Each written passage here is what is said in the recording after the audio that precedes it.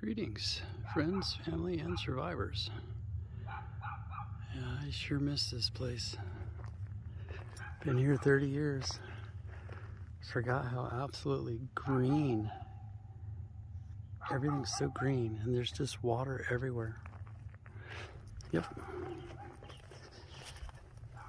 So I'm here loading up some wild peas growing. Loading up some lumber.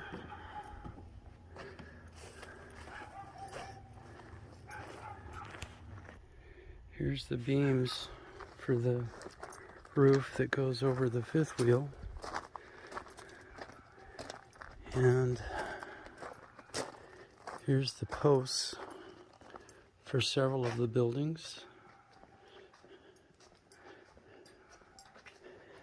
Some 6x6s, all fresh fir.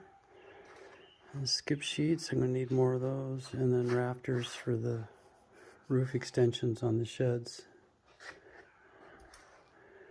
So I'm not going to take a whole lot today.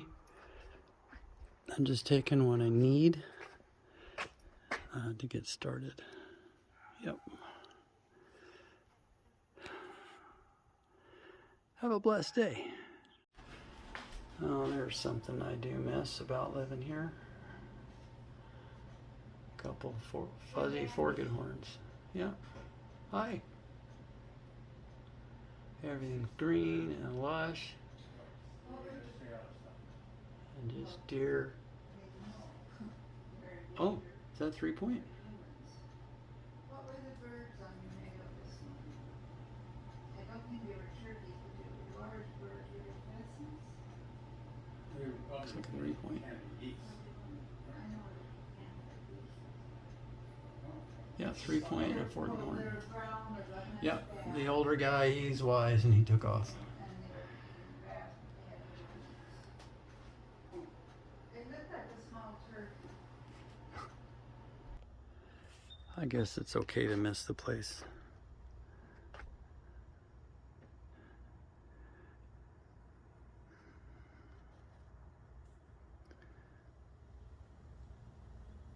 Bass pond. The logs decked again. Time to mow the pasture for the third time.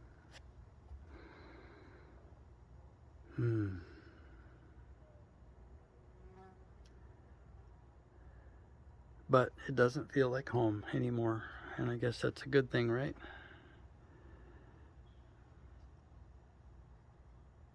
It sure is beautiful, though. Sure is beautiful.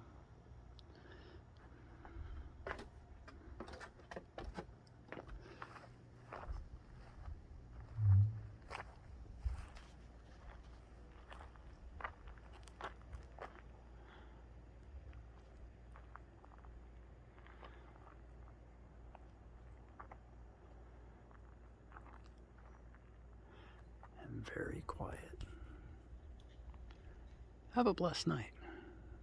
Well, coming on the other side of the Cascades, heading home, going from the wet side to the dry side. Sure beautiful. Pretty and green. The Cascades are amazing. The old truck seems to be running good, running nice and cool.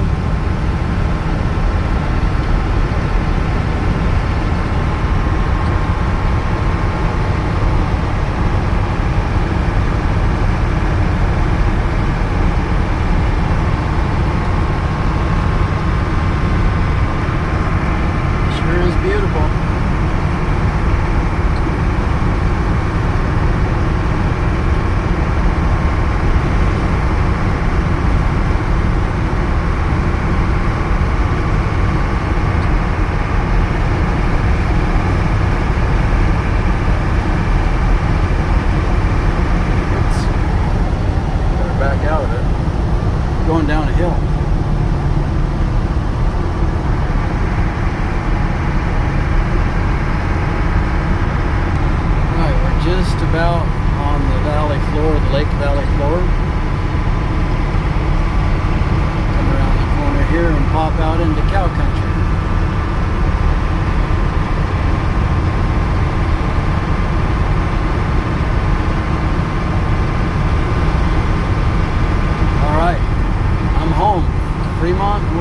National Forest.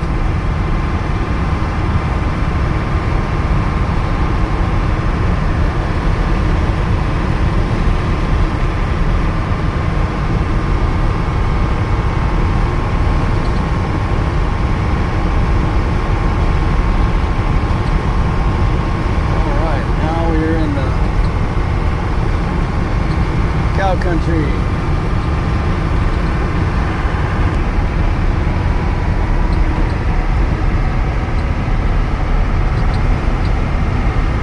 Isn't that beautiful? Which there's a massive lake between me and that other mountain range over there. Volcanoes all around me. Just wonderful. Beautiful. Well-watered pastures, a bunch of Angus. All right, you've seen this before. Headed home. There's our beautiful river.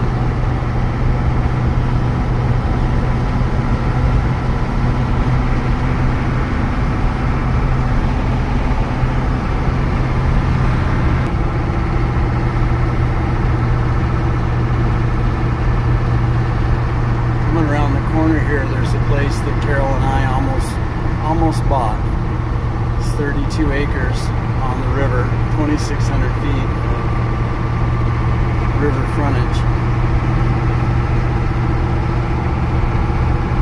And it's the old Bray Mill sawmill. And the Bray Mill general store that was running, I think, 1906. The office building was converted into a 4-bedroom, 2-story house, and there was 3 homes there. There's actually 4 tax lots totaling 32 acres, and they didn't want much for it. I think it was like $205,000, and it came with a massive brick shop that serviced the sawmill that was also the post office and the general store.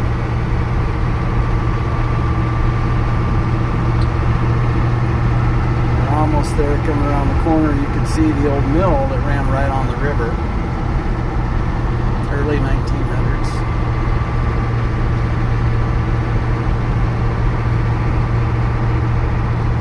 I'm glad we're at where we're at, but we really were interested in this place.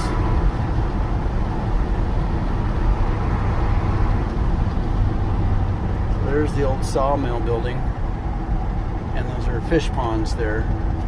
And then this here on the left, I'll go real slow, that's the brick building that was the shop and general store. And up on the hill there is the home that was the office building. It was converted in 1964.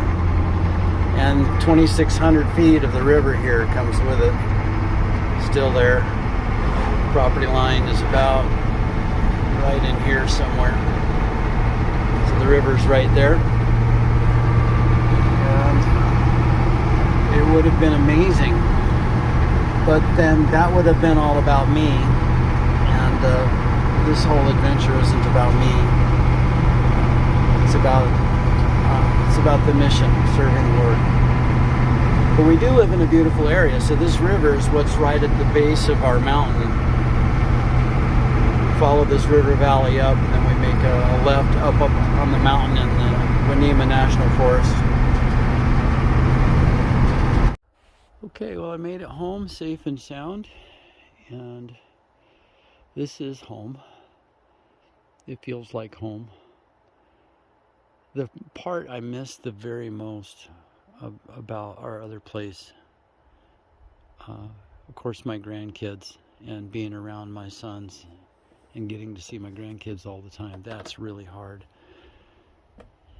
The biggest sacrifice is not having Dad right there. And Dad and I started a business together in 1984, and then I think in 1991 I went to work at the mills, and then in 99 I went into full-time ministry as a pastor, and Dad retired. But we ran the sawmill together since, and worked together since 1984 and lived on the same piece of property since 1984. And it's the biggest sacrifice of all of this is my dad. He's doing fine. He's healthy, happy, a lot of love around him, great church, and my boys are taking good care of him. It's just I'm not used to not having Dad right there. So we're hoping we get a house at some point, and we got a 3-bedroom house, so we'd have a room for Dad when he comes up to visit, and or if he ever decides he wants to stay with us full time. But that's the biggest sacrifice in all of it. So I got this up and running, and that's a good thing. I've got 7 panels here, but I only have 6 of them wired in. And I'll wire the 7th one in when I switch charge controllers. Right now this is on a Outback FlexMax 60, which is a 150 volt input. And when I get a chance, I'll reroute some wires, and I'll put 7 out there in series on this one, because this is a classic 200 volt input. But for right now, we've got 3,400 watts, so it's 125 amps of power. When the system's up and running with all the solar panels, it's 176 amps, 5,000 watt array. But we wanted to be able to run the air conditioner and run the refrigerator freezer, and that was the reason why I went back over the Cascades to the other homestead, was to get this thing. So the next step is to move the 5th wheel forward and to the east a little bit, and then lay out the holes, then go back over the Cascades and weld the foundation brackets, get those poured, and bring the trusses and the skip sheets and the posts and the roof metal back with me, probably sometime around the 1st of July, and get that trailer out of the sun. That's going to help so much. And then we'll just keep the roof structure as a parking garage, because it's 16 feet wide and 24 feet long, so you can park the car in sideways. 3 cars could park underneath it. Well, we're going to have to build a little room on it too, put a wood stove in it, because it looks like even if they deliver the house September 20th like they promise, it could be Christmas before we're actually in it, and that's a lot of cold weather between September and Christmas. So we just need to be prepared for it. I hope they call and come a month early. That would be great. So I found out that I don't think my problem is heat stroke.